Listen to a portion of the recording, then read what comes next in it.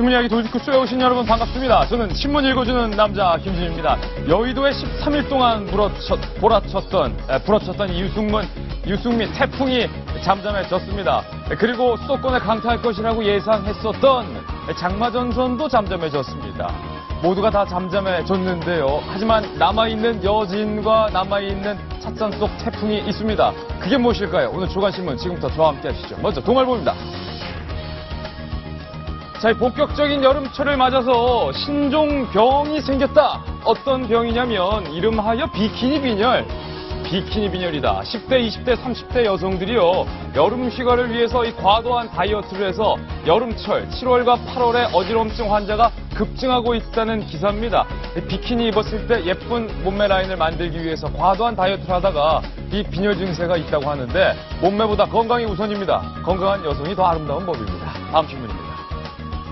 한국일보 1면인데요. 20대 서글픈 월초 인생이다라는 말이 생겼는데 그 이유는 바로 이 최저임금을 다루는 기사를 쓰다 나온 말입니다. 최저임금 인상됐습니다. 8.1%, 8년 만에 최고치로 인상돼서 6,030원이지만 우리 청춘들, 아르바이트하는 청춘들은 아직도 좀 주머니 사정이 만족스럽지 않은 것 같습니다.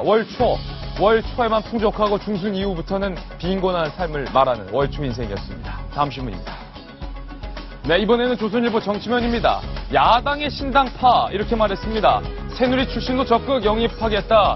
중앙당 전직 당직자들이 중심이 된 50여 명의 새정치민주연합 당원들이 탈당과 신당 창당을 선언했습니다. 이 그룹의 대표자들이 국회 기자회견장에서 입장을 밝힌 뒤 퇴장하고 있는 모습이 실렸습니다. 이제 여당 내용 끝나니까 다시 야당으로 돌아가는 분위기입니다. 다음 신문입니다. 이번엔 경향신문 1면에 실린 일면 사진입니다. 이런 시급 들어보셨습니까? 오른 시급으로 마트에서 뭘 살 수 있을지 잠시 후 자세히 공개합니다. 다음 한겨레신문입니다. 사회면 박지원 의원이 결국 항소심에서 의원직 상실형을 선고받았습니다. 저축은행에서 3천만 원 돈 받은 혐의가 인정돼서 유죄로 2심에서 판정이 났는데요. 이 2심 판결이 대법원까지 간다면 국회의원 배지 내려놔야 됩니다. 다음 신문입니다. 이번엔 서울신문입니다. 고성과 집단 탈당 야야 충돌. 유승민 원내대표 사퇴하면서 여당의 내홍 잦아들자 다시 야야 충돌로 오고 있는 겁니다. 이종걸 원내대표, 강기정 볼펜 던지면서 설전을 벌였다. 당직자 출신 당원 50명에서 100여 명은 창당 선언을 했고요. 세작 발언으로 물의를 일으켰던 김경호 의원은 당직이 정지됐습니다. 한동안 야당 잠잠하나 했죠. 다음 신문입니다. 중앙일보입니다. 31면 만평입니다.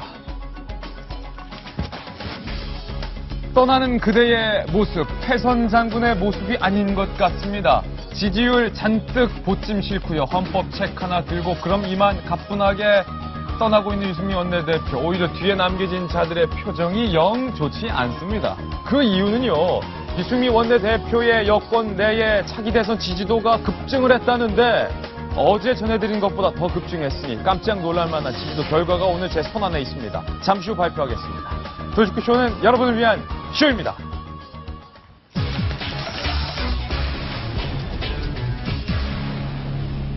네, 금요일 아침 도지쿠쇼 힘차게 시작하겠습니다. 제가 이 도지쿠쇼를 벌써 2년 동안 꾸준히 진행을 해서 오늘은 제작진이 저에게 오늘 하루의 시급을 저에게 선사를 했습니다. 도대체 제게 해당하고 있는 시급은 과연 얼마일지 참 궁금한데 아직 봉투를 열지 않았는데요. 우리 제작진이 저에게 준 시급 과연 얼마인지, 저의 몸값은 1시간에 얼마인지 공개를 하겠습니다. 자, 꽤 두둑히 들어있을 것 같은데 일단 얇아요. 꽤 얇습니다. 저는 회사원이다 이거죠.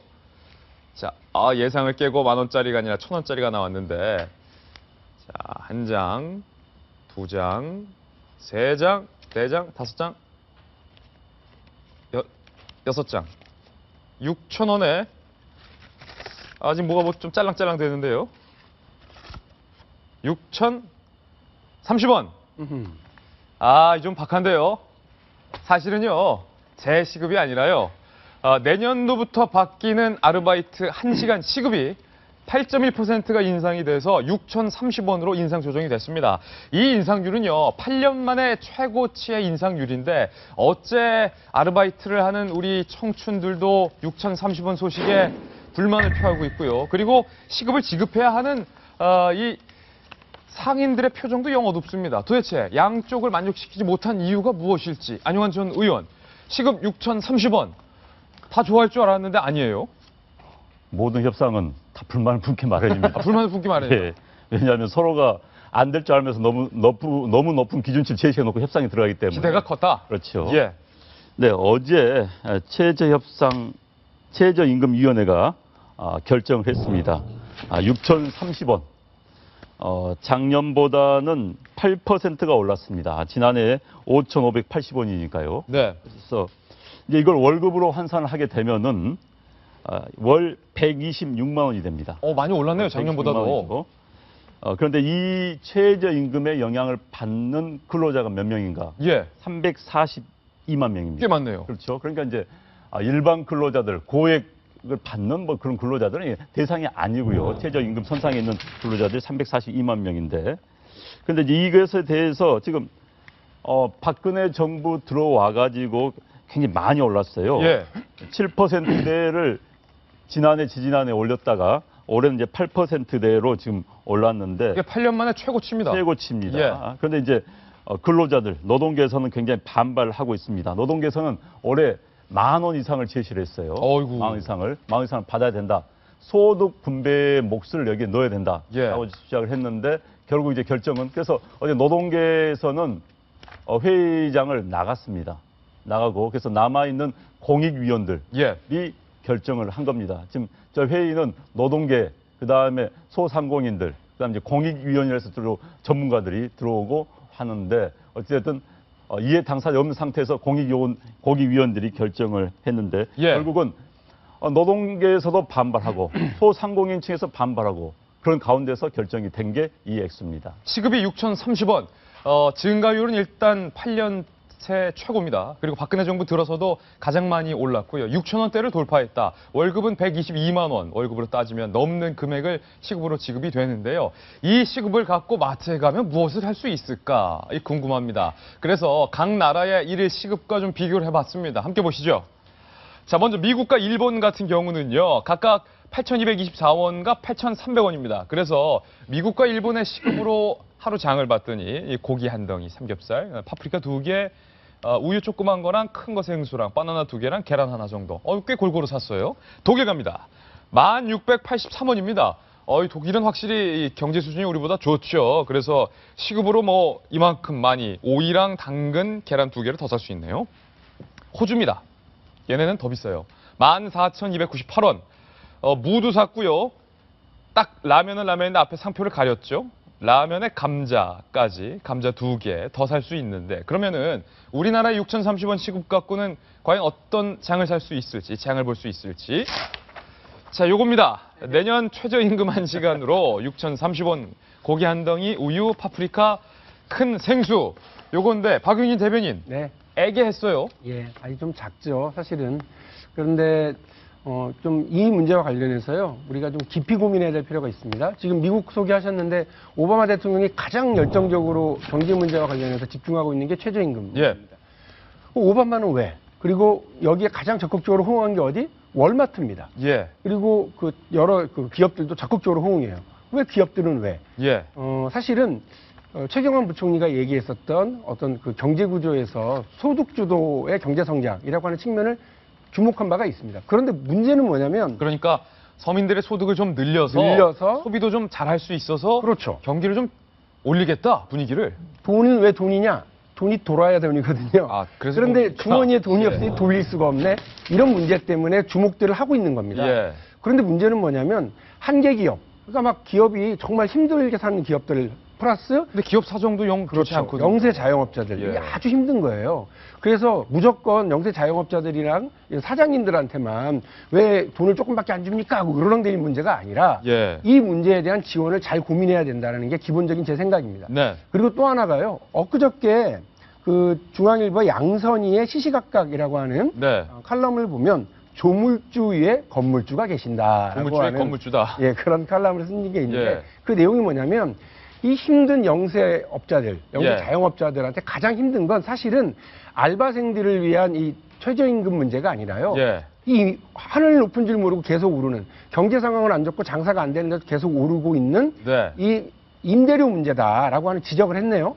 그러니까 이 부분을 조금은 집중해서 고민을 해볼 필요도 있고요. 국가가 우리가 옛날에는 수출 주도의 경제 성장을 했잖아요. 예. 소득 주도의 경제 성장을 위해서는 어떤 것을 해야 되는지에 대한 고민을 적극적으로 좀 우리 경제부처들이 했으면 좋겠습니다. 우리 박용진 대변인이 잘 말씀하셨듯이 돈이 돌아야 돈이다. 이 돈이 돌지 않으면 경제 관료들은 돌아버리거든요.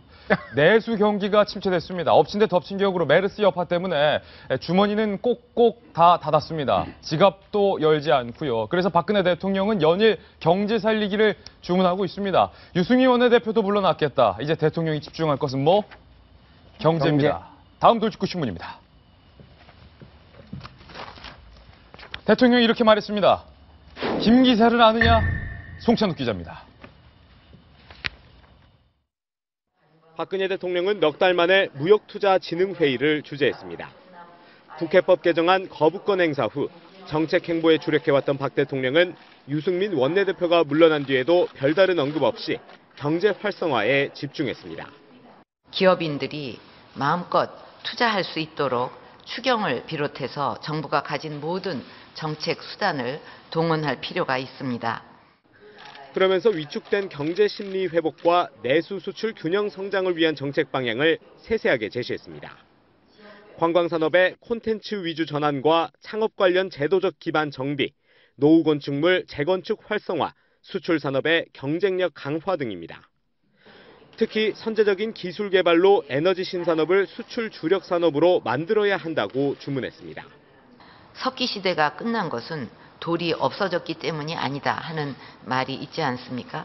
새로운 기술이 나왔기 때문에 청동 시대로 들어가면서 메르스와 그리스 재정 위기, 중국의 경기 침체까지 켜켜이 쌓인 경제 악재를 어떻게 뚫고 나가느냐가 임기 반환점을 앞둔 박근혜 정부의 최대 고민입니다. 채널A 뉴스 송찬욱입니다. 박근혜 대통령이 이렇게 물었습니다. 석기 시대가 끝난 이유가 돌이 없어서 끝난 줄 아세요?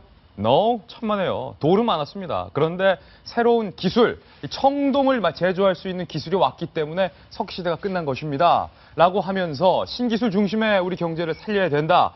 연일 대통령 경제 살리기 메시지를 전임하고 있는데 정성희 의원님, 박근혜 대통령이요. 일단 정치적인 고민은 일단락됐습니다. 유승민 원내대표가 결국은 물러나면서 대통령의 고민은 이제 이 경제를 메르스 때문에 어떻게 살릴 것인가인데 김 기사를 언급했는데 이 김 기사가 뭡니까? 어떤 기사예요? 여러분 잘 아시죠? 김 기사, 운전에 예. 하는 그 김 기사 좀 쓰시나 봐요. 예, 그 김 기사에서 따온 그 내비게이션 이름입니다. 내비게이션 어플리케이션 이름이군요. 예, 예. 저도 잘 받아서 네. 잘 쓰고 있는데 이렇게 벌집 모양으로 돼 있어요. 예. 모양이 가고 싶은 곳에 벌집의 모양에 그걸 딱 치면은 굉장히 그 여자들이나 잘 모르는 사람들 보기 편하게 길 안내가, 그러니까 제일 빠른 길에 대한 길 안내가 제일 정말 잘 나옵니다. 예. 그거가 이제 지금 현재 보면은 가입자가 김 기사가 1,000만 명에 길 안내 건수가 연간 1억 2천만 건이에요. 성공했네요. 그러니까 완전 국민 랩이라고 할 수 있죠. 예. 이것이 이제 벤처기업의 모델이 된 것이 최근에 이 김 기사를 만든 벤처기업 로겐롤이 예. 지난달인가요? 626억에 다음 카카오에 팔렸어요. 김 기사를 대기업이 만든 게 아니었군요. 예. 그 로겐롤이라는 그 부산대학교 그 전자학과 출신의 예. 젊지 않죠. 이제는 40대가 된 사람들이 만들어서 몇 명 아니에요. 3명의 동창생이 만들었습니다. 야, 이 젊은 벤처가. 예. 동창생이 만들었는데 진짜 다음 카카오에게 이게 인수가 되면서 대박을 쳤죠. 그래서 그거를 지금 얘기하시면서 우리가 대통령이 말씀하시는 창조 경제의 어떤 롤 모델로 김 기사를 하면서 이런 기업 많이 나와야 된다고 어저께 강조하신 겁니다. 예. 김 기사, 사실은 벤처 신화가 요즘 쉽지 않은데 어려운 이 벤처 환경 속에서 정말 말 그대로 대박을 친 이 김 기사를 언급했는데 정성희 의원입니다. 배승희 변호사님, 네. 어때요? 박근혜 대통령이 연일 이 경제 메시지를 강조할 만한 이유가 있죠. 그렇죠. 근데 저는 이 문제는 좀 대기업도 반성을 해야 되는 것이 네. 최근에는 이런 스타트업 기업이 나오면 대기업에서 바로 베껴서 물량 공세를 해버리는 경우가 굉장히 많습니다. 사실 김 기사 같은 경우에는 다음에서 제 돈을 주고 제 값으로 인수를 했지만 그렇지 않은 중소기업이 훨씬 많거든요. 예. 그러다 보니까 대기업이 침투하고 중소기업이 자생하지 못하고 망하는 경우가 많은데 이런 부분까지도 사실은 같이 공생의 길로 나아가야 되는 것이고 저는 어제 박 대통령 저 연설을 보면서 사실은 좀 지적하고 싶은 부분이 예. 너무 디테일하게 그 밑에 사람에게 주문을 한다. 사실은 어제 나온 얘기가 뭐 K-뷰티, 뭐 체형관광 얘기를 하고 있는데 깨알 지시를 하고 있는데요. 박 대통령 스타일인지 모르겠지만 사실은 리더라는 사람은 밑에 사람을 좀 믿고 맡기고 좀 맡겼으면은 좀 확실하게 밀어주는 이런 예. 방향으로 가야 되는데 너무 저렇게 지시를 하다 보니까 사실은 밑에 사람들이 창조적인 발상을 할 수 없고 그런 창조 경제가 나오지 못하는 이유가 바로 이런 부분에 있지 않았나 생각이 들었습니다. 오히려 딜레마다. 네. 그렇군요. 그런데 안용환 전 의원, 네. 명동 가서 한 달에 한 번씩인가요? 지금 자원봉사 청소하는데 메르스 사태 이후에 좀 요즘은 명동 분위기가 어떻게 바뀌었습니까? 어유 중국 관광객 보이질 않습니다. 아직까지 안 보여요. 큰일입니다. 제가 아는 분이 뭐 신촌에서 레지던스를 하는데 그 중국 식당을 차렸다는 중국인들 상대로 식당이 있는데 예. 한참 할 때는 관광버스 45대가 하루에 오더랍니다. 와. 근데 메르스 터지니까 25대, 그 다음에 4대, 예. 그 다음에는 제로. 지금도 제로예요. 지금 제로라는 거 지금. 어. 큰일입니다. 명동 시내에 한국인들, 과거에는 사실 중국말이 훨씬 많았습니다. 그래서 예. 그 화장품의 점원들이 중국말로 손님들을 이제 쉽게 말해서 모았는데 이제는 한국말로 바뀌었어요. 예. 중국 관광객이 없으니까. 그- 참 이 위기를 헤쳐나가기 위해서는 정말 모든 국민들이 예. 모아야 됐고 지금 박근혜 대통령이 이 이야기를 한 이유가 바로 여기에 있습니다. 경제 위기를 느끼는 거죠. 어제 한은도 발표했습니다만 현재 내년 경제 성장률이 2.8%로 하향 조정했습니다. 예. 그렇기 때문에 지금 경제가 이번에 타격을 입으면 굉장히 올라서 굉장히 힘든 상황입니다. 그래서 총력전을 해야 되는데 그중에서 역시 대기업은 한계 있다. 결국은 혁신이 벤처기업이 필요하다. 네. 이제 우리나라 같은 경우는 이제 고도 선진국으로 들어가려면 자원의 배치가 달라야 되는 겁니다.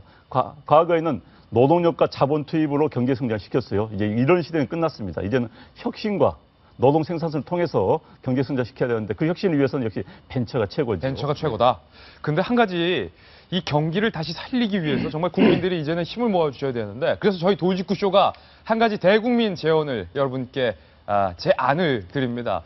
며칠 전 저희 동아일보 사설에서도 제안을 한 바 있는데요. 이번 여름 휴가를 우리 내수 경기 진작을 위해서 해외로 뭐 여름 휴가 가는 것도 좋지만 이번 여름 휴가만큼은 해외에서 이 돈을 소비하는 게 아니라 국내에서 여름 휴가를 국내로 여행을 떠나셔서 이 국내에서 맛집도 많이 가시고 또 국내 관광도 많이 하시고 국내에 좀 돈을 풀어서 이 내수 경기를 좀 진작해 보는 것은 어떨까? 이름하여 국내로 여름 휴가 떠나자.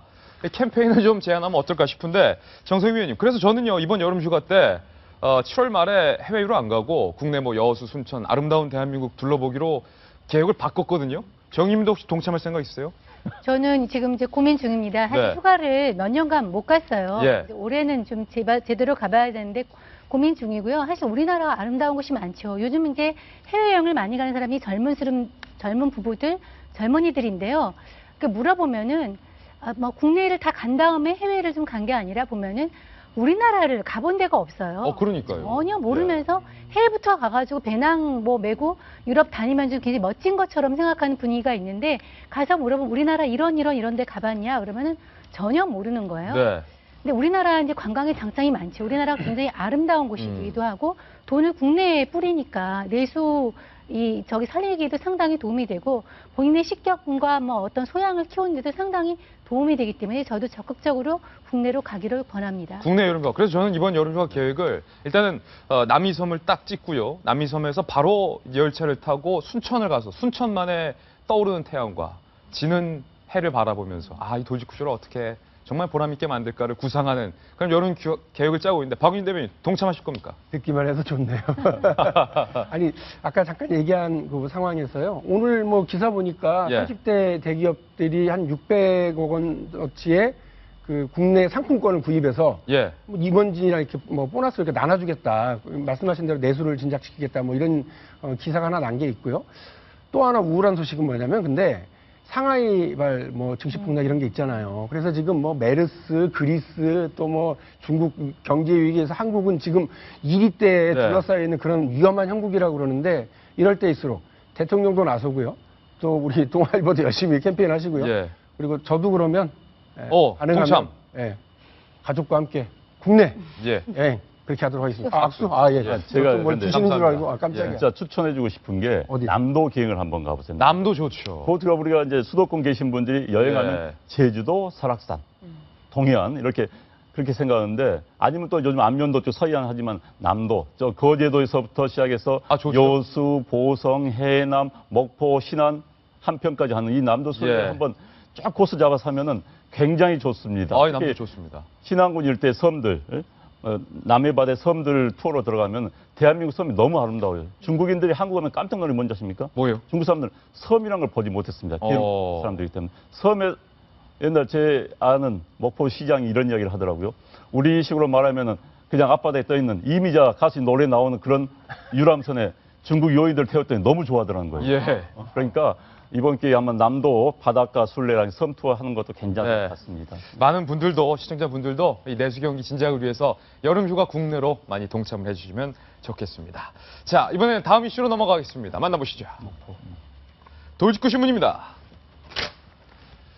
유승민 원내대표가 측근들에게 이렇게 말했습니다. 곧 다가올 총선 때 살아남으라. 김정우 기자입니다. 새누리당 유승민 전 원내대표는 사퇴 기자회견을 한 뒤 경기도 김포의 한 식당에서 측근들과 저녁을 함께했습니다. 만찬에는 조혜진 원내수석부대표, 김세연 정책위 부의장과 이종훈 원내부대표 등 10명 안팎의 의원들이 참석했습니다. 모두 원내대표단 소속으로 거부권 전국에서 유승민 지지그룹 역할을 했습니다. 참석자들에 따르면 유 전 원내대표는 자신으로 인해 너무나 고생했고 미안하고 또 고맙다며 감사의 뜻을 밝혔습니다. 또 내년 총선에서 다들 잘 되기를 바란다고 말했습니다. 내년 총선 때 꼭 살아 돌아오라는 메시지를 보낸 겁니다.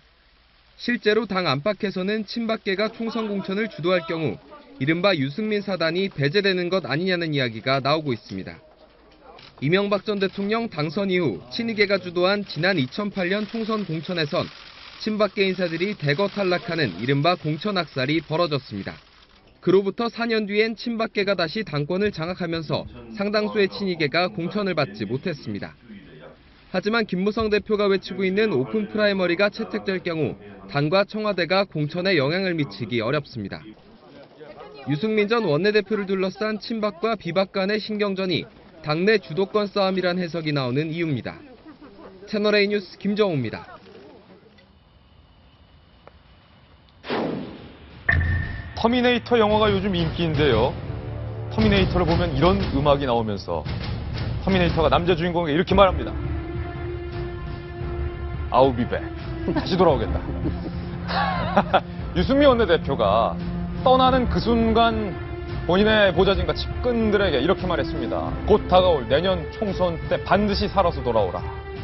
본인도 살아서 돌아오겠다라고 말을 남기고 떠났는데요. 짐을 정리하면서 담배 한 갑밖에 챙겨갈 게 없네 라며 쓸쓸히 유승민 원내대표는 돌아섰는데, 자, 그의 돌아섬이 꼭 쓸쓸하지만은 않은 것 같다는 생각도 많이 들게 하는 오늘 아침입니다. 잠시 후 유승민 원내대표의 여당 내 여권 지지도 깜짝 놀랄 만한 데이터 저희가 공개할 텐데요. 그 이전에, 자, 박윤희 대변인. 예. 뭐 챙겨갈 것도 없네. 서랍에 담배 한 갑 들어있고, 점점점 혼잣말 하면서요. 측근에게 이렇게 말했다는 거예요. 13일 동안 거의 지옥에서 버틴 것처럼 고생했다. 그 말씀하신 건 터미네이터의 멋있고 당당한 나는 예. 돌아온다였지만 실제로는 아주 쓸쓸하고 그 앞에 험로가 예상되어 있는 사람들, 예. 나 때문에 고생한 사람들한테 남긴 말이라서, 그리고 도와줄 수 있는 방법이 없잖아요. 그러니까 의원 한 명이 이렇게 뭐랄까 정치적 뒤안길로 접어들게 되면 그 뒤에 섰던 보좌관들과 지지자들은 같이 운명 공동체죠. 그럼요. 특히나 이번에 의총을 앞두고서 이른바 비박계 재선 의원 20명이 모이기도 하고 그랬잖아요. 그때부터 나온 얘기가 지금 유승민이 돌아서면 그 20명의 그러니까 수도권 중심의 그 재선 의원들은 그 이름들 올라있는 리스트는 살생부 리스트로 바뀔 거다. 다 죽는다? 아, 그럼요. 그런 소문이 파다했고. 그래서 유승민 의원이 이제 저런 얘기를 한 것 같아요. 어찌 보면 인지도도 전국적으로 오르고요. 지지율도 빡빡빡 올라가고 되게 좋을 것 같고요. 예. 그런데 이거 혹시 빚 좋은 개살구 아니냐. 빚 좋은 개살구다. 예. 당장 공천을 받을 수 있겠냐. 예. 이런 걱정을 이제 하는 것도 현실적인 일입니다. 그래서 어제 원내대표실에 가서 그 전날 이제 김포 모 식당에서 아까 보여준 사진 있는 그 식당에서 술을 좀 늦게까지 마시고 예. 아침에 좀 느긋하게 나왔더라고요. 넥타이 없는 차림으로 느긋하게 나와서 짐 챙기러 원내대표실에 갔는데 예. 직원들하고 인사하고 그리고 뭐 짐 챙기러 갔더니 서랍에 담배 한 갑만 있더랍니다. 가져갈게. 그것만 딱 챙겨서 나오면서 저녁 때 그분들하고 또 식사 같이 했대요. 그래서 도와준 사람들에게 고마움은 남겼으나 자기 갈 길에 대한 분명한 계획은 손에 쥐지 못한 예. 담배만 손에 쥔 담배만 손에 쥔. 쓸쓸한 유승민의 모습을 이제 어제 하루 종일 우리가 봤죠. 배승희 변호사님, 그간 13일 동안 이 유승민 원내대표 사퇴 전국에서 유승민 원내대표가 의연한 모습을 많이 보여줬습니다. 저는 그런 말 들은 적 없는데요. 이제 홀로 계속 의연하게 대처했는데 속마음을 좀 털어놨어요. 13일간 거의 지옥에서 버틴 것처럼 고생했다. 근데 보는 우리들도 예. 13일 동안 고생했어요. 우리도 굉장히 고생했다. 짜증나는 예. 대목이 많았고 이것 때문에 많이 싸웠거든요. 예. 뭐 대구 주민들 같은 경우에는 반으로 갈라서서 네. 유승민 내려와라 아니면 유승민 버텨라 라는 말이 많았습니다. 그렇죠. 그만큼 보는 우리도 힘들었는데 뭐 본인은 더 힘들었겠죠. 당사자니까요. 예. 근데 내년 총선에서 살아서 다시 만나자. 근데 저희 대구 분이 저한테 얼마 전에 찾아오셔가지고는 예. 이거 아니다. 유승민 버티기 너무 심한 것 같다라는 말씀도 해주신 분도 계셨어요. 예. 그만큼 지금 대구 안에서는 민심이 좀 나눠져 있는 것 같은데 과연 살아서 돌아올지 좀 걱정입니다. 걱정이군요. 그런데 드디어 공개하겠습니다. 야, 이렇게까지 지지율이 오를까 싶었는데요. 여권 차기 대선 주자 지지율 조사 결과를 지금 바로 발표합니다. 유승민 몇 위일까요? 자, 여권 차기 대선 주자 지지율 유승민 전 원내대표가 1위를 탈환했습니다. 야, 1등 했어요. 19.2% 무려 여권 내에서. 그리고 계속 1등 자리를 차지했었던 김무성 대표는 2등으로 물러났습니다. 자, 좀 가까이 보실까요? 1, 2위를. 1등 유승민 19.2%, 2등 김무성 대표 18.8%. 여러분 잘 안 보이시죠? 제가 읽어드릴게요. 19.2, 18.8. 3등 오세훈 6.0%. 4등 5.3% 김문수. 3, 4는 뭐 볼 필요가 없고요. 1, 2위에 변화인데요. 안현준 의원. 네. 김무성 대표가 계속 여권 내에서는 1등이었는데 네. 유 원내대표가 점점점 지지율이 오르더니 급기야 김 대표까지 제쳤습니다. 네. 1등. 일단은 그동안에 인지도 높았던 것에 이제 피크를 친 것 같아요. 예. 사실 여론조사 일단 인지도가 높아져야 되기 때문에. 그리고 지금 수치를 보면은 김무성 대표가 한 20% 남짓에서 한 1% 정도 빠졌고요. 나머지 오세훈, 김문수 이런 분들은 거의 제자리입니다. 예. 그렇다면은 유승민 의원에게 플러스가 된 거죠. 과거에 드러나지 않던 지지율이. 그러니까 저 성향의 표는 상당수가 야당 성향의 표, 또는 중도 성향의 표가 지금 그동안 여당 후보들에게는 뭐 마땅한 사람이 없다. 그래서 숨어있던 표가 지금 유승민 예. 의원에게 붙은 것 같아요. 그러니까 이제 저 표는 예를 들어서 본선에 나갔을 때는 유의미하지만은 새누리당 당내 경선에서는 무의미한 숫자입니다. 의미 없다. 당내 경선에서는 의미는 있지만 아주 큰 의미는 없는 거고요. 그런데 이제 문제는 앞으로 유승민 상당히 그런데 지금 과거에 지역 대구 출신 의원에서 지금 전국 의원으로 됐다는 걸 높이 평가해야죠. 이번 예. 통해서 본인에게는 엄청난 정치적 자산을 얻게 된 거고요. 앞으로 이제 본인이 계속 언론에 노출을 되고 자기의 이미지를 계속 유지해 간다면은 지지율이 어느 정도 고공 상태에서 유지하겠지만은 그렇지 않고 이제 언론에서 비껴져 나간다. 언론의 주시를 받지 못한다면 저건 계속 빠질 수밖에 없는 그런 운명을 가진 숫자들입니다. 아주 고정이 아니기 때문에. 예. 그래서 저건 앞으로 이제 유승민 원내대표가 하기에 따라서 유지할 수도 떨어질 수도 있는 그런 상황일 것 같습니다. 그 말씀해 주신 대로요. 지금 이제 그 내용을 좀 분석해 보면 일단 지지 정당별로 보면 되잖아요. 새누리당 지지층에서는 10.1%로 예. 1위예요. 그런데 새정치민주연합 지지층에서는 27.2%. 더 높네요. 당당하게 1위. 그리고 무당층에서는요. 예. 22.6%를 기록했는데 2위인 김무성 대표가 몇 프로인지 아십니까? 어디서요? 무당에서요? 예. 7%. 어허. 그러니까 22.6%를 차지해서 2위인 김무성 대표가 7%밖에 안 받았기 때문에 무려 15.6%나 차이를 내서 1위를 한 거고요. 지역별로도 재밌습니다. 일단 지역별로 보면 우리가 유심히 보고 싶은 게 어디예요? 대구 경북 아닙니까? 대구 경북이죠. 거기서도 1위, 26.3. 예. 그리고 광주 전라 1위, 대전, 충청, 세종에서도 1위. 예. 나머지 지역에서는 이제 김무성 대표가 1위고요. 뒤따라오는데 또 재밌는 거 30대, 40대에서 압도적 1위. 대단하네요. 그리고 여성에서 압도적 1위입니다. 예. 그러니까 요걸 보면 아까 지금 말씀하신 그 분석이 맞는 게 그동안 정치의 환멸을 느꼈던 사람들, 네. 지긋지긋한 이 양당제도, 예. 이 지긋지긋한 대립 갈등 구조 이런 것에서 훅 비껴서 있는 쿨가이, 예. 유승민 이렇게 보는 거죠. 손에는 쥔 게 담배 한 갑밖에 없는 사람이지만 어쨌든 좀 두둑한 지지율과 엄청 오른 그 인지도를 예. 걸머쥐고 호련히 길을 떠난 예. 그 사람을 응원하는 층들은 상당히 많다 이렇게 볼 수 있습니다. 그래서 아까 제가 중앙일보 만평도 소개를 해드렸는데 보찜을 실었는데요. 보찜이 천장 끝까지 달 지지율이. 그런데 정성희 위원님 30, 40대 지지도 1위, 여성 지지도 1위, 대구 경북 지지도 1위, 여당 지지도 1위, 야권 지지도 1위. 그러니까 이제 그동안에 아까 얘기한 대로 숨어있는 지지층이 나와 있는데 숨어있는 지지층이라기보다는 사실 그동안의 정치 환멸을 느껴서 떠났던 사람들이 유승민의 이번 그 행보를 보고서 다시 좀 결집을 해서 드러난 그런 형국인데요. 사실 이것이 실제로 대선 후보가 됐을 때 그 투표로 연결될지는 좀 의심스럽습니다. 그리고 현재는 저 인지도가 엄청 올라가서 뭐 여권 내 대선 지지도 1위를 기록하고 있지만 가야 할 길이 상당히 멀거든요. 네. 우선 대선은 멀었고요.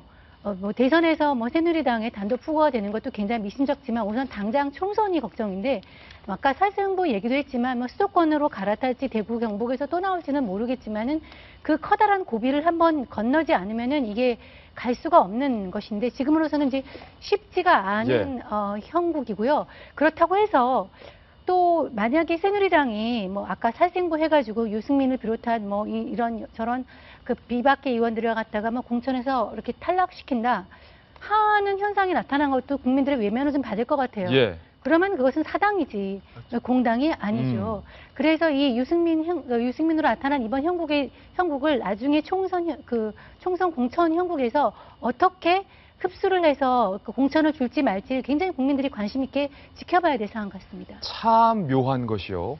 역사는 수레바퀴로 계속 반복된다고 하죠. 그런데 정치도 과거에 있었던 일들이 계속 되풀이되는 것 같습니다. 유승민 원내대표가 지지자들에게 내년 총선 때 꼭 살아서 돌아오라 이런 말을 자세히 곰곰이 되새겨보면요. 박근혜 대통령이 예전에 이른바 공천 학살, 친박들의 공천 학살을 당할 때 친박 의원들을 향해서 꼭 살아서 돌아오라 본인의 지지자들을 향해서 그렇게 외쳤던 메시지가 계속 생각나는 이유는 뭘까요? 박주진 대변인. 네. 유승민의 오늘 살아서 돌아오라는 박근혜 대통령의 과거에 살아서 돌아오라. 박근혜 대통령이 정치적 워딩 능력이 있어요. 그러니까 뭐 일부에서는 수적공주다라고 얘기를 하지만 제가 볼 때는 한마디 한마디를 지지자들에게 공감하는 능력이 있는데요. 닮았어요. 저때 앞에 한자가 있었습니다. 예. 국민도 속고 나도 속았다 했습니다. 국민도 속고 나도 속았다. 그 한 방으로 그냥 이 공천 전체가 완전히 사신공천이라고 확 보여줬고요. 박근혜라고 하는 정치인을 그러니까 묶기 위한, 예. 허묻어버리기 위한 그런 공천이었다고 했죠. 그런데 재밌는 건 그것을 전해들은 이른바 전국적인 그 박근혜 지지층들이 왁 몰려가지고요. 상당히 많은 숫자가 살아 돌아와서 결국은 이명박 대통령이 야심차게 추진했던 세종시 수정안 네. 그냥 부결시켜버렸지 않습니까? 예. 그 친박들이 똘똘 뭉쳐서요. 그걸 생각해보면 이번에 유승민 원내대표도 그 정도까지 갈 수 있느냐라고 하는 걸 지켜볼 상황이 됐어요. 근데 많은 사람들이 딱 비교를 할 때 예. 뭐라 그러느냐.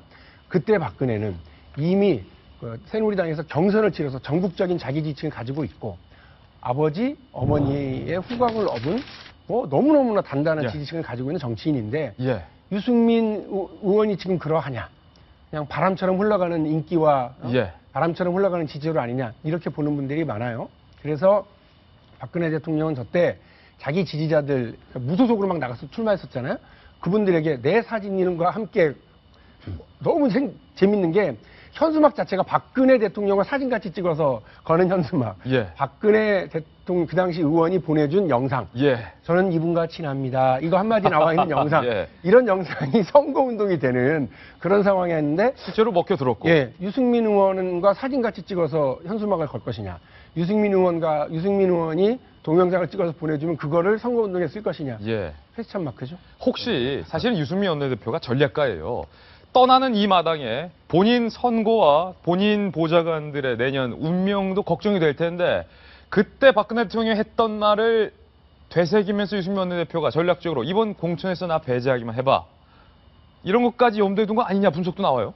근데 제가 이제 우리 이 주제에 좀 찬물을 끼얹는 같은 네. 이야기를 할 수밖에 없는데 저 모임은 정확히 말하면은 부대표당, 그러니까 원내대표잖아요. 그러죠. 원내대표를 중심으로 한 10명 정도가 초선 의원들이 있습니다.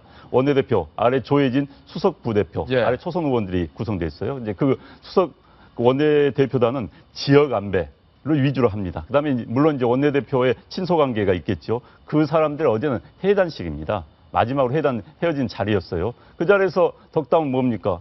의원들이니까. 내년서 정확히 하면 잘 되길 바란다. 굉장히 완곡하게 표현을 한 겁니다. 그런데 지금 이쯤 되면은 모든 국회의원들의 덕담이 자, 내년 총선 잘해, 살아나와, 뭐, 건배사하면서 총선에서 살아오자, 뭐 이런 이야기 합니다. 아, 하는군요, 그런 거. 그런 맥락이지. 저기에 큰 의미 부여할 건 없고요. 두 네. 번째는 이제 유승민 파동이 그제 완료됐기 때문에 오늘 아침 조간까지는 신문에 써야 될 겁니다. 그대로 단절할 수 없기 때문에. 근데 내일 아침부터는 쓸 기사가 없어요. 어제는 아마 신문 데스크들이 야, 유승민 뭐 쓸 거 있어? 박스를 하나 찾아봐. 해서 아마 그래서 보니 저 기사 좀 키워진 느낌이 네. 있어요, 사실. 그러니까 뭐 특별히 유승민이 자기 측근들 데리고 밀실에서 한 건 아니고 거의 아마 홍 의원, 김포 출신 의원이 원내 부대표일 겁니다. 본인 지역구에서 그냥 하겠다. 그분이 굉장히 돈이 많아요. 그렇기 때문에 아마 거기서 하겠다 해서 갈비집에서 아마 밥을 산 것 같은데 그래서 저걸 무슨 의미를 예. 부여한 건 기자분들께서 언론에서 예. 이제 마지막 유승민 원내대표의 후속 기사를 써야 되기 때문에 예. 그런 맥락을 쓴 거지 큰 정치적 의미가 있는 건 아닙니다. 예.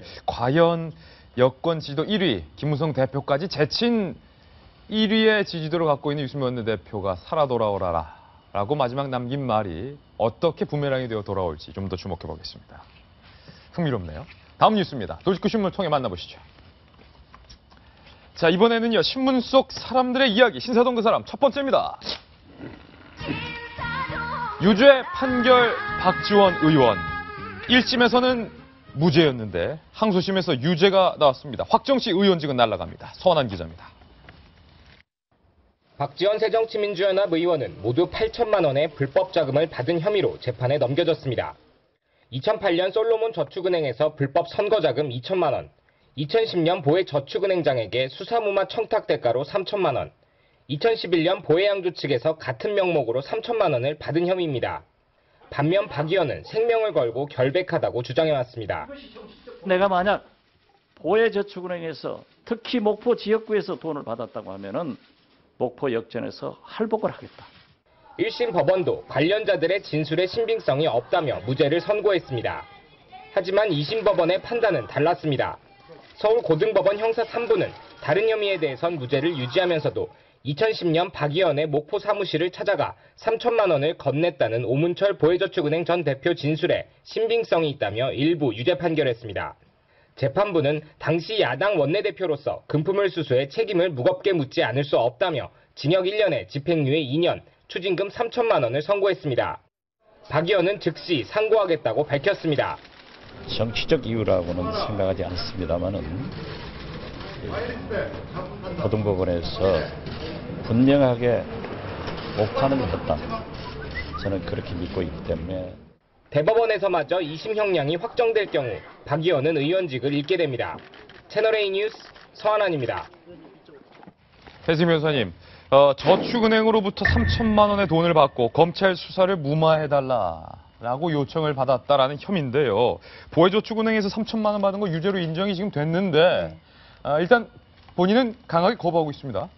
근데 이게 거부를 한다고 해서 될 일은 아닌 것 같아요. 예. 항소심 판결이 굉장히 이례적으로 실제로 목포까지 내려가서 현장 검증을 했습니다. 아, 그래요? 사실은 항소심 2심 같은 경우에는 1심 판결을 거의 그대로 보거나 혹은 뭐 거기서 추가 수사를 하지 않는데 이번에 재판부가 굉장히 노력을 많이 해서 이 부장 판사가 목포까지 내려가서 현장 검증을 했습니다. 그래서 이번에 인정된 것이 2010년 6월 전남 목포 사무실에서 검찰 수사를 무마해주는 대가로 오 전 대표에게 3천만 원 받은 혐의 이 부분이 인정이 된 것이거든요. 그래서 이 사건은 대법원에 가더라도 바뀌지는 않을 것 같다. 유죄 부분이. 다만 문제는 대법원에서 과연 언제 판결을 내려줄 것이냐 이 부분인데 한명수 전 총리 같은 경우에도 지금 대법원의 사건이 계류 중이어서 계속 의원직을 유지하고 있는데 네. 이것도 혹시 대법원에서 좀 시간을 끌어서 뭐 박지원 의원을 좀 봐주게 하지 않을까 이제 이런 의미이고 거의 유죄 부분은 확정인 것 같습니다. 아, 그래요? 네, 이 변호사도 얘기를 들었는데요. 직접 만나서 얘기 들었습니까?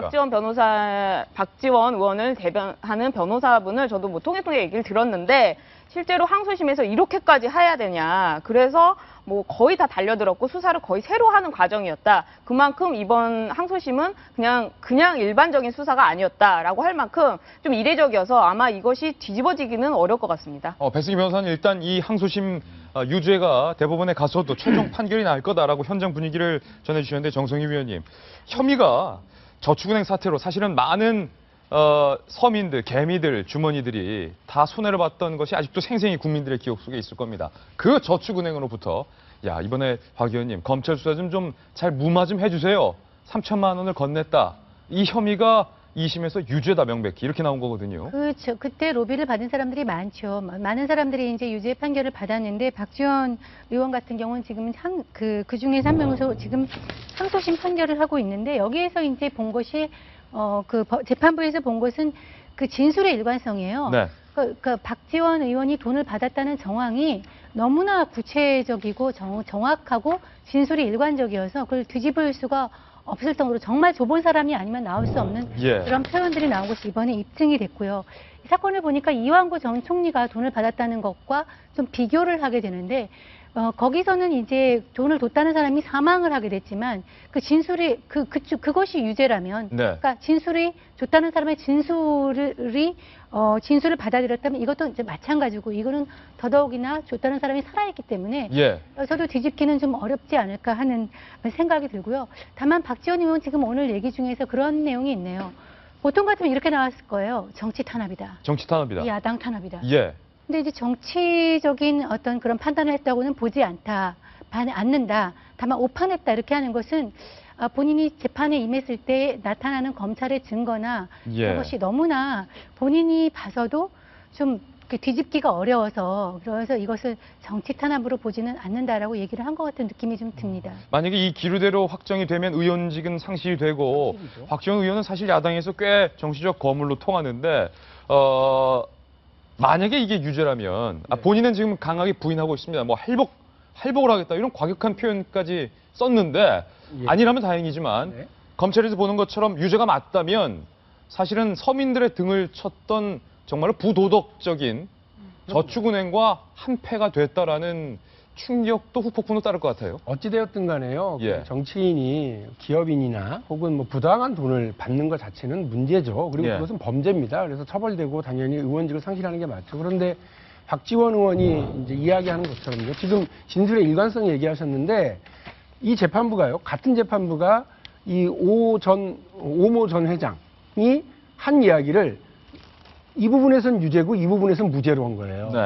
그러니까 같은 사람이 한 이야기를 어디서는 일관됐다고 그러고 어디서는 안 맞는다고 그러면서 다르게 판단을 하는 것이. 1심은 무죄, 2심은 그렇죠. 유죄. 이분이 이제 2번 돈을 줬다고 되어 있으니까. 아니, 1심, 2심이 아니라 이번 항소심에서 이 같은 사람이 한 부분에 대해서 어떤 건 무죄 취지고요. 어떤 거는 유죄 확정을 해버린 거예요. 사실은 3천만 원이 아니라 6천만 원, 8천만 원 정도 되는데 그러니까 나머지 금액은 무죄가 났고 그렇습니다. 이 3천만 원 유죄가 난 거예요. 그러니까 여러 명에게 돈을 받았다고 지금 되어 있고요. 오 전 회장에게는 2번을 받은 걸로 되어 있는데 이분이 하는 얘기를 재판부가 하나는 맞고 하나는 틀리고 이렇게 그냥 판단 안 해서 진술의 일관성을 한 사람이 한 것에 대해서 진술의 일관성이 안 맞는 거 아니냐. 그러니까 오판을 한 거라고 얘기를 하는 겁니다. 그러니까 지금 그리고 이거는 내가 정치 탄압이라고는 얘기하지 않지만이라고 하는 것은 뭐냐면 정치 탄압은 주로 검찰이 합니다. 검찰이 해서 막 만들어서 재판에 올리고요. 재판부는 판단을 하거든요. 근데 아까 배 변호사가 얘기한 것처럼 이거 좀 미심쩍으니까 현장도 가보자 이렇게 해서 열심히 지금 어떤 그 여지들을 이제 검증을 했겠죠. 재판부도. 그런데 말씀드린 것처럼 똑같은 사람이 이야기한 것을 어떤 것은 받아들이고 어떤 것은 받아들이지 않는 이 일관되지 않은 부분에 대해서 오판이다라고 이야기하고요.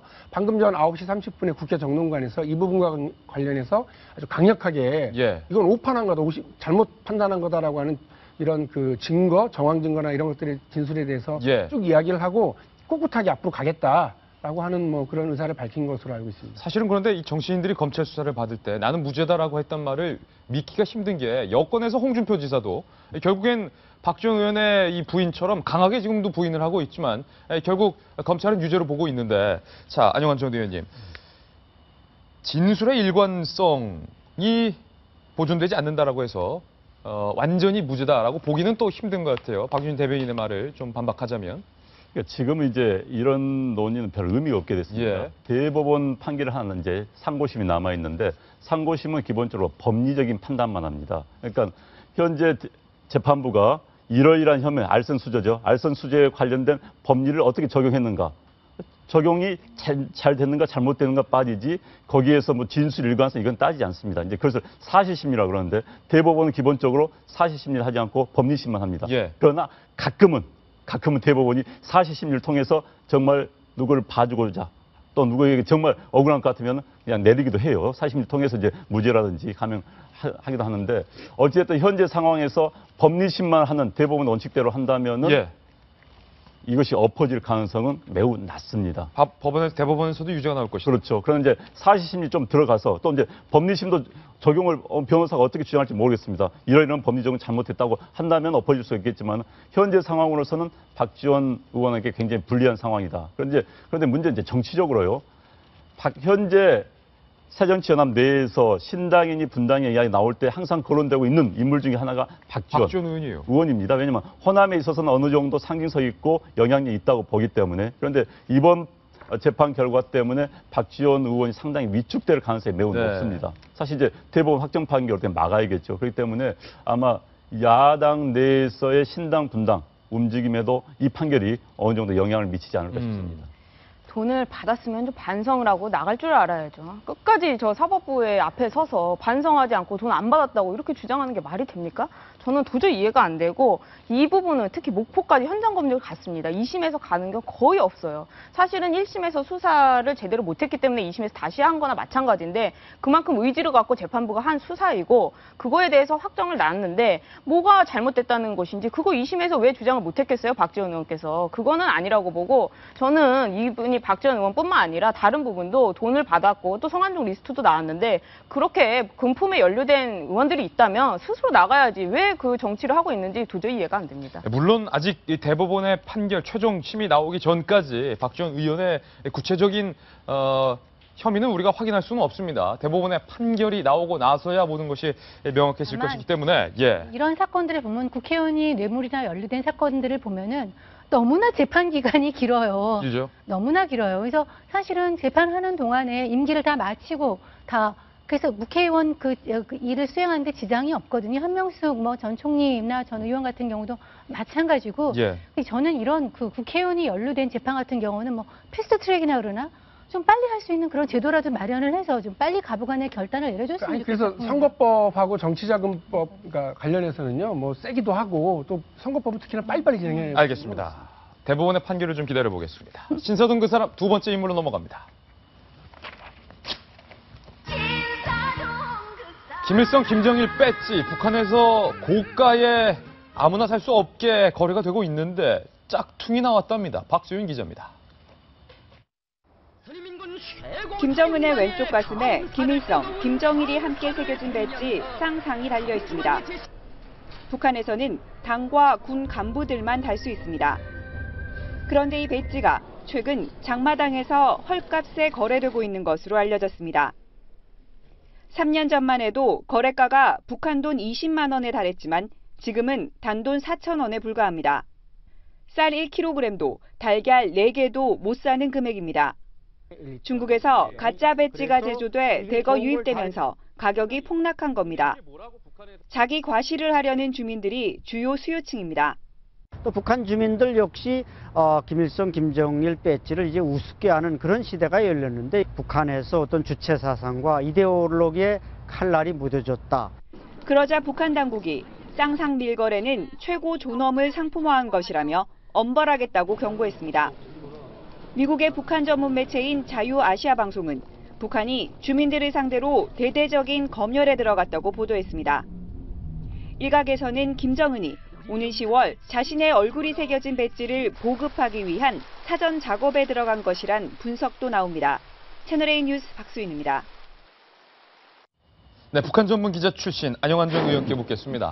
북한에서는 쌍상이라고 하네요. 김일성, 김정일 두 얼굴이 새겨진 저 배지를 달았다는 것은 어떤 신분이다를 의미하는 거죠? 북한에는 배지가 4종류가 있다고 합니다. 예. 4종류. 지금 보면 아까 김정은, 그다음에 아까 김용건인가요? 저기 엘리베이터 타고 내려오는 예. 북한의 대남 비서죠.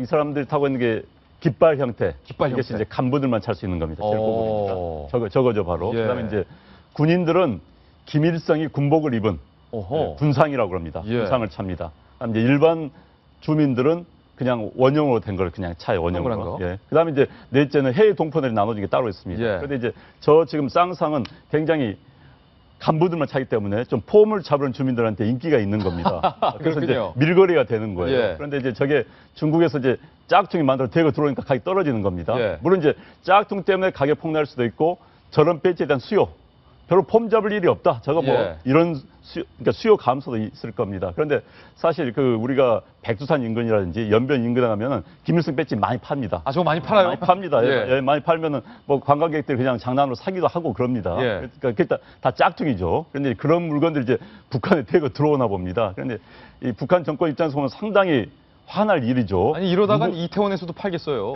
그런데 이제 저걸 사면은 국가보안법 적용이 될지 잘 모르겠습니다. 예. 그런데 어찌됐든 북한에서는 저 자체가 굉장히 중요한 휘상이라고 그러죠. 우상화한 산물이니까 저게 이제 1970년부터 만들었다고 그래요. 네. 김정일이가 김일성을 위해서 만든 겁니다. 그런데 이제 그리고 김정일이 죽고 나니까는 김정은이 자기 아버지까지 넣어서 이제 쌍상을 만들었는데 이제 김정은이 자기마저 만들려 한다는 그런 보도가 나오고 있습니다.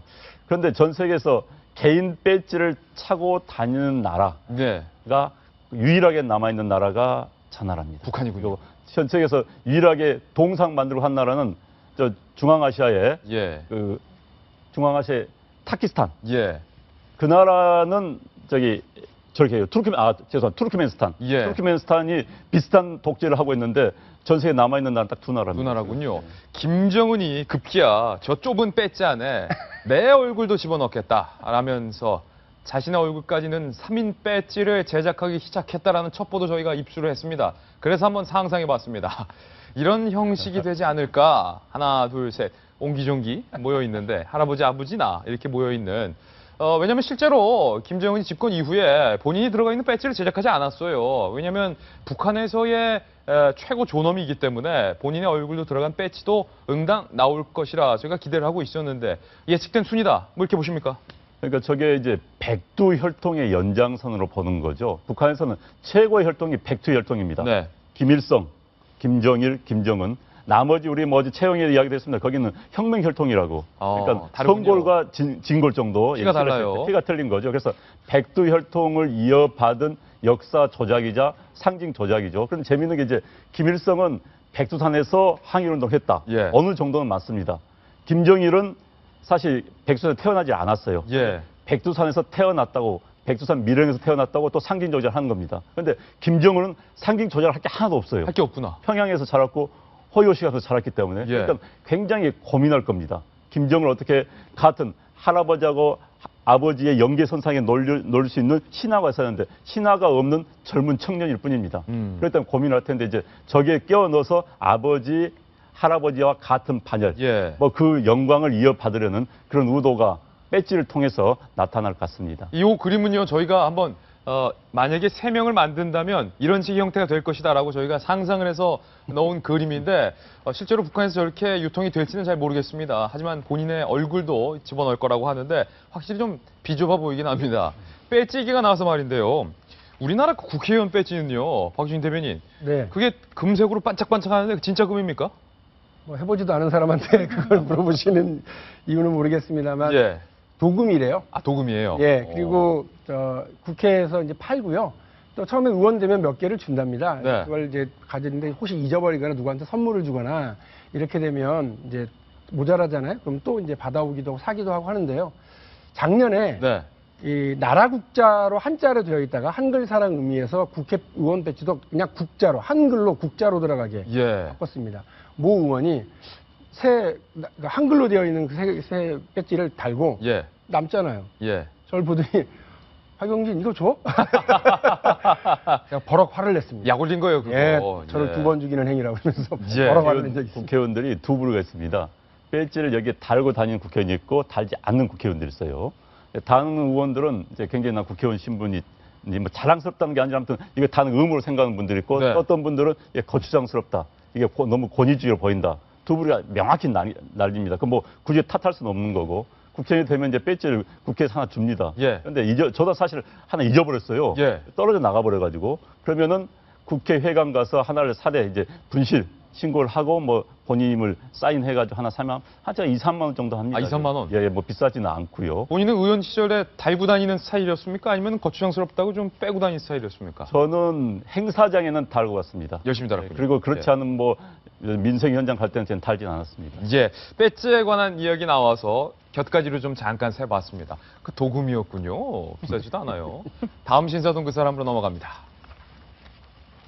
신사동 그 사람, 자, 세 번째입니다. 전설의 명 DJ 김광한 씨를 여러분 기억하십니까? 이 갑작스럽게 고인이 된 김광한 씨 이야기가 오늘 준비가 됐는데 사실은 이 전설의 DJ 김광한 씨 기억하시는 분들 많은데 정성희 위원님 어떻게 기억하십니까? 우리 세대는 다 기억하죠. 안녕하십니까. 김광한입니다.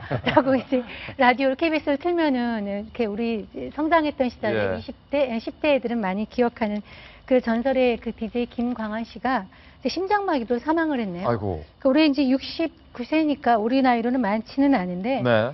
그러니까 우리 김광한 씨 하면은 우리가 당시 70년대, 80년대에 팝송을 그 디스크 자키라 그러죠. 이렇게 돌리면서 틀어주는 사람들 얘기를 안 할 수가 없는데요. 김광한의 골든 팝스. 네. 예.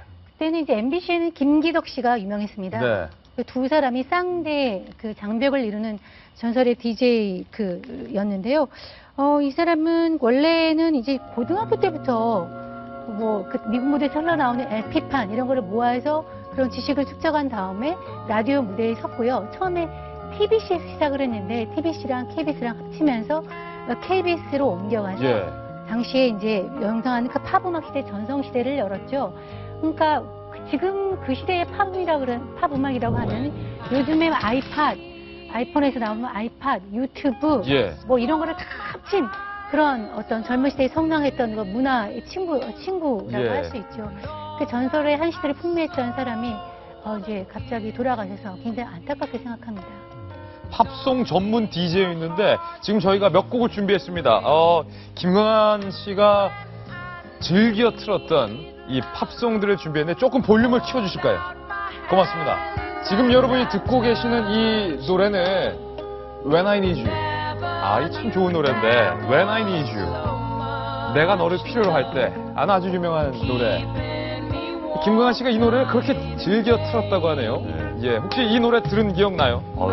많이 들었죠. 예. 노래는 저는 별로 노래를 잘 못합니다만은 저는 노래는 뭐 전설적으로 저희 세대는 그렇습니다. 중고등학교 다닐 때 뭐 친구들한테 그 팝송을 녹음해가지고 예. 요즘에 편집이죠. 편집해서 생일 선물로 주고 테이프에. 그것을 열심히 듣고 카세트 테이프가 큰 선물이었어요. 사실 예. 뭐 집에서 사주는 그런 세대였는데 그 세대 때 또 우리 음악 다방에서 디스크 자키 그러니까는 이제 판 돌려주는 이분들이 DJ가 굉장히 인기였습니다.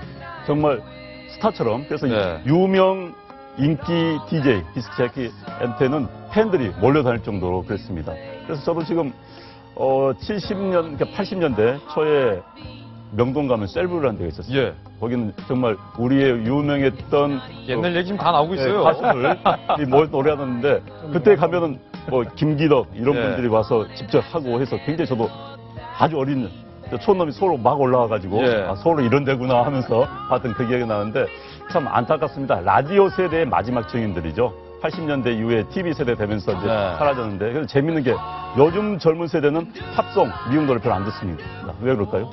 우리 때는 엄청나게 들었는데 예. 우리 음악이 더 경쟁력 있기 때문에 우리 대중문화가 미국의 대중문화보다 국내에 더 경쟁력 있기 때문에 젊은 세대들은 듣지를 않습니다. 그러니까 그러면 문화의 예. 힘이 그만큼 커졌다는 것을 상징하는 거죠. 두 번째 노래를 좀 저희가 준비했습니다. 김광한 씨가 즐겨 틀었던 팝송 두 번째 노래는요. Yesterday Once More. 맞죠? Yesterday Once More. 카펜터스 노래인데. 예, Yesterday Once More 이라는 노래가 나오고 있습니다. 어제, yesterday, once more, 한 번 더. 뭔가 이 어제 기억이 되게 좋았나 봐요. 어제 기억이 한 번 더 났으면 좋겠다라는 기억인데 이 노래 기억해요, 정현님? 이 노래도 많이 들었었죠. 아까 저도 몇 곡을 이렇게 우리 PD들한테 줬는데 그런 거 많이 들었다. 그런데 이제 아까 안녕한 의원 전 의원 같은 경우는 우리가 음악이 경쟁력이 있어서 팝송을 안 듣는다고 하는데 제가 나이가 들어서인지 그런지 모르겠지만 저는 정말 노래가 요즘 노래가 노래 같지가 않아요. 포크로지 무슨 리듬만 반복이 되고 미안하지만 젊은 애들이 나와서 배꼽 다 내놓고 배꼽 다 내놓고 엉덩이 흔들면서 그 등등바뿐만 아니라 애들이 보는 그런 채널에서도 그러니까 한두 그룹이 그럴 수는 있어요. 한두 그룹이 그럴 수는 있을 것 같은데 전부가 다 그런 식의 일세계의 그런 음악을 보이는 거는 대중음악의 발달을 위해서도 좋지가 않고요. 근데 이제 이런 얘기를 했네요. 존 레논이나 이런 그다음에 제가 좋아했던 웸의 조지 마이클 같은 경우도 10대의 10대가 좋아하는 음악이 대중가요를 음악을 장악하면은 그 나라의 문화는 죽는다. 그런 얘기를 했더라고요. 그래서 요즘은 뭐 10대도 좋고 뭐 아이돌 그룹도 좋은데 그 음악의 어떤 문화의 다양성 이런 것이 우리 대중음악의 그 발전을 위해서도 좀 확보가 됐으면 좋겠습니다. 자, DJ의 산 증인, 팝 음악 시대를 열었던 김광한 씨 안타깝게 세상을 별세했는데 그에 대한 추억과 기억들을 너무 아름답게 간직한 사람들이 많다라는 얘기도 전해드립니다. 광고 보고 돌아오겠습니다. 잠깐만요. 네, 오늘의 휘나리 기사 이렇게 준비했습니다. 만나보시죠. 이 기사인데요. 자, 금보다 신기록이 더 우선이다. 한국 육상의 신이 달려왔다. 가운데 있는 선수에 주목해 주시기 바랍니다. 바로 우리나라 김구경 선수입니다. 100m 10초 16 한국 신기록을 당당히 세웠는데요. 100m 육상 사실은 동양인, 한국인이 10초대의 벽을 돌파하는 게 쉽지는 않았습니다. 그런데 한국인 처음으로 우리 김구경 선수의 기록은 10초 16. 본인이 갖고 있던 한국 기록을 5년 만에 갈아치웠는데요. 이로써 김구경 선수는 10초대 기록이 나와야 올림픽과 세계선수권 대회에 나갈 수 있는 출전권을 얻을 수 있거든요. 그런데 한국인 최초로 김구경 선수가 자력으로 세계 선수권 출전권과 내년에 리우데자네이루 올림픽 출전권까지 손에 넣게 됐습니다. 사실은 이 동양인이 다리 길이도 그렇고요. 다리 근육도 그렇고요. 10m, 100m 끊기가 쉽지 않은데 김구경 선수의 이 세계 신기록은 아니지만 한국 신기록 정말 의미 깊고요. 더욱더 성장을 해서 이제는 좀 100m에서도 메달을 좀 욕심내볼 수 있는 그런 날이 왔으면 참 좋겠다라는 기대도 오늘 드리는 마음에서 오늘의 휘나리 기사로 준비했습니다. 김구경 선수 파이팅입니다. 9초 때 확 찍어버리십시오. 자, 금요일 준비한 저희 돌직구 쇼 모두 다 전해드렸습니다. 주말 잘 보내시고요. 저희는 월요일 아침 9시에 더욱더 풍성한 기사와 묵직한 돌직구 들고 여러분께 인사드리겠습니다. 오늘 하루는 분명 어제보다 더 나을 겁니다. 좋은 하루 되십시오. 고맙습니다.